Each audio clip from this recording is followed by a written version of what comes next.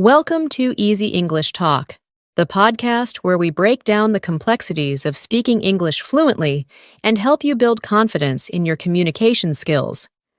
I'm your host, Sarah, and today we're diving into something that many English learners struggle with: how to talk fluently.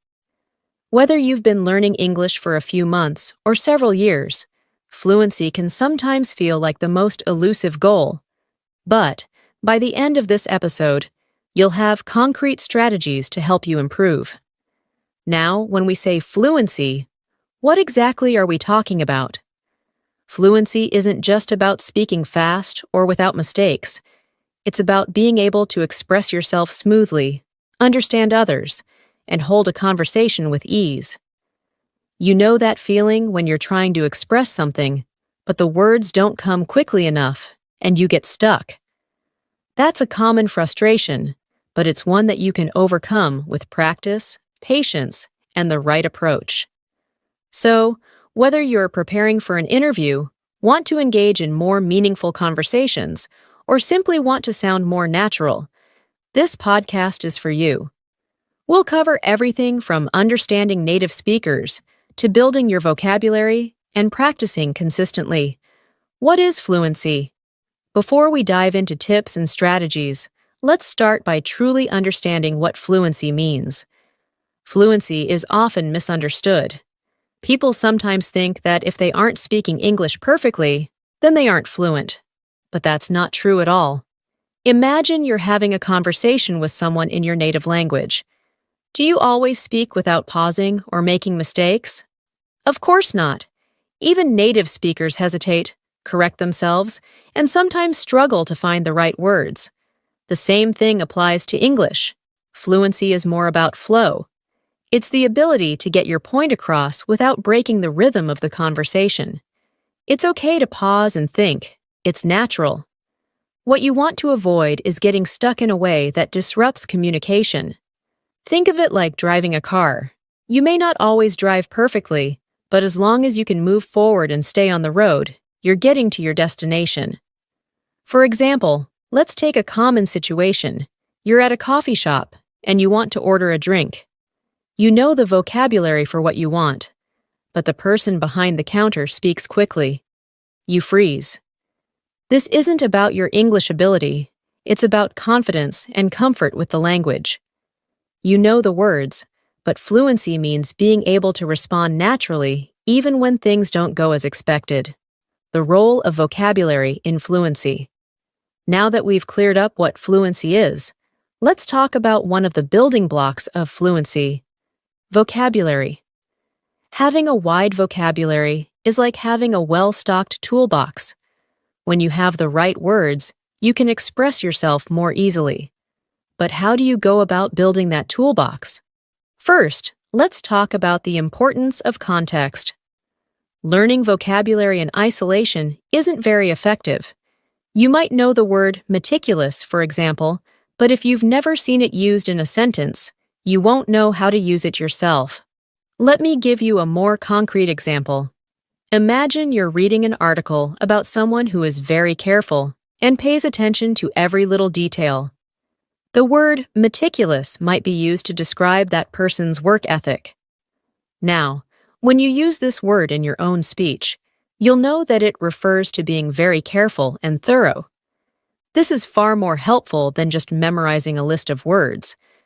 But it's not just about learning new words.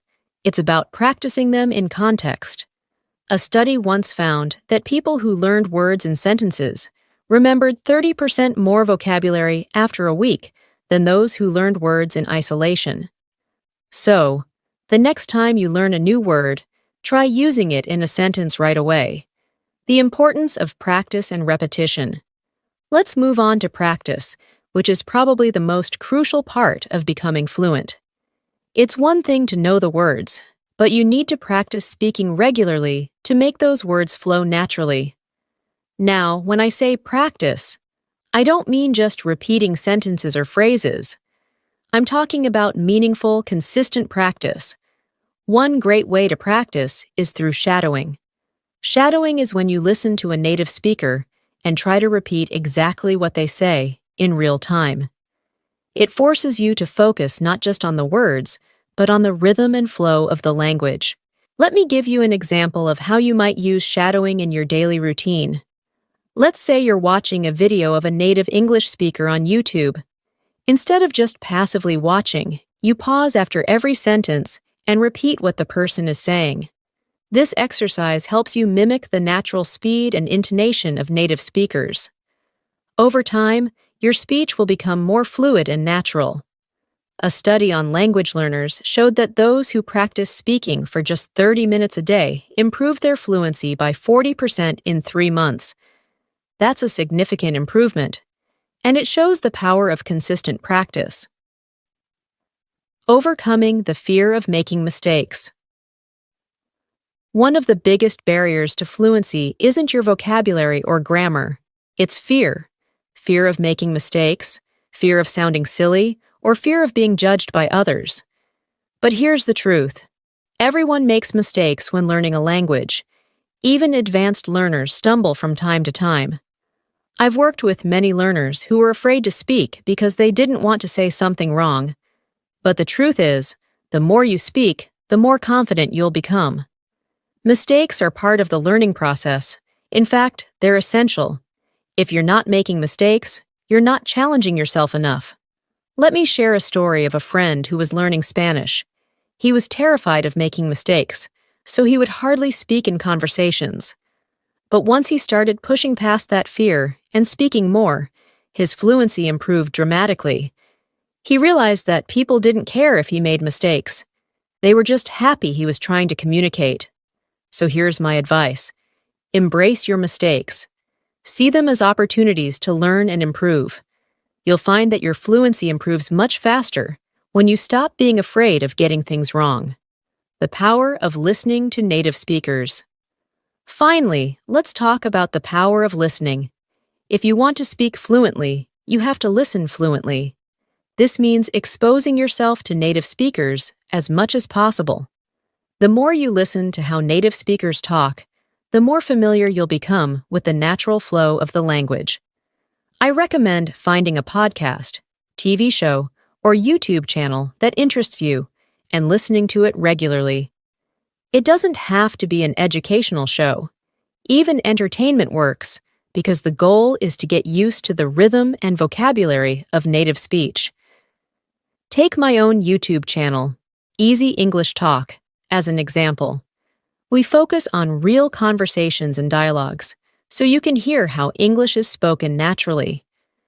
Listening to real-life examples helps train your ear to understand faster speech, slang, and idiomatic expressions. This is crucial for fluency because it helps you anticipate what comes next in a conversation. In fact, research has shown that learners who regularly listen to native speakers improve their comprehension and speaking skills by 25% faster than those who don't. Fluency is not an unreachable goal. It's a journey that requires patience, practice, and persistence. By building your vocabulary, practicing consistently, embracing mistakes, and immersing yourself in listening to native speakers, you'll be well on your way to speaking English fluently. Remember, fluency isn't about perfection, it's about progress. Thank you for tuning in to Easy English Talk. If you found this episode helpful, make sure to subscribe and leave a review. And don't forget to check out our YouTube channel for more content that can help you on your journey to fluency. Keep practicing, keep speaking, and soon you'll notice the difference in your own conversations. Until next time, happy learning!